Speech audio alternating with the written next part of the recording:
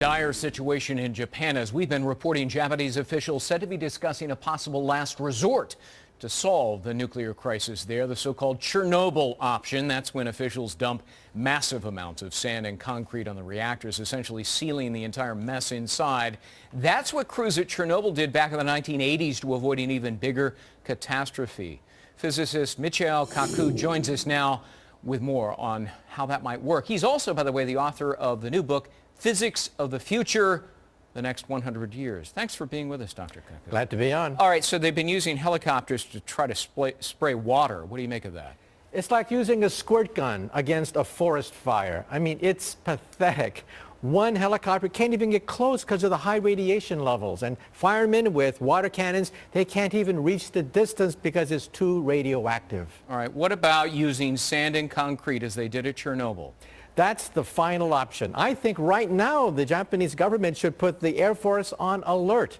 That's what Gorbachev did in '86, put the Red Air Force on alert, armed them with helicopters, borated water, sand, concrete, and dumped 5,000 tons of concrete on the Chernobyl reactor, stopping the reaction. Even at Chernobyl, the so-called sarcophagus, that's what they called it, it eventually cracked and leaked radiation into the atmosphere. I think it's still leaking, right? It's still on. The core is still melting into the earth. But the main thing is to stop it, because if this thing has an uncontrolled release of radioactive fission products, we're going to lose a good chunk of northern Japan.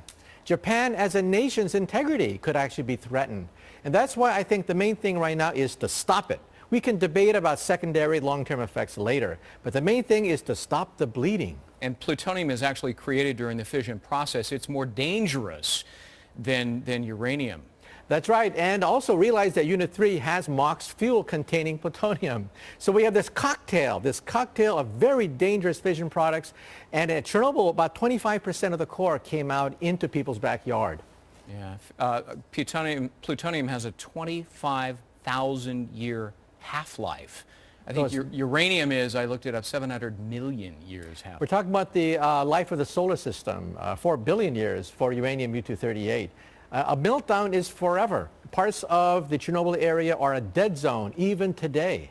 Is it possible that the quake smashed the rods into each other and that could cause it could cause a nuclear reaction?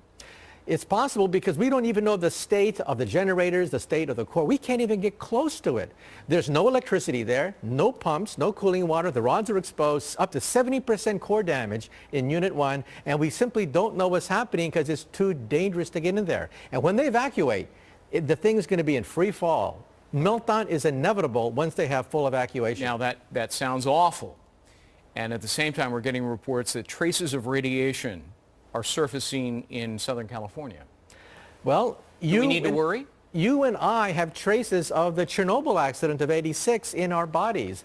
Radioactive iodine from Chernobyl hit New York City and elevated the milk. However, it's microscopic, so I wouldn't worry too much about it. It's not going to do any harm. Not going to do any harm, and hey, we all have Chernobyl inside our bodies. Yeah. Do you envision that further plumes will come our way, but those will be equally minuscule? There is a ray of hope. They're stringing electrical cables, and they want to turn the generators back on again.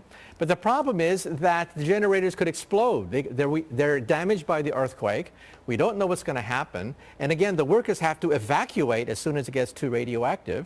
And once they abandon ship, the ship goes down. That means full-scale breach of containment. That is the China syndrome.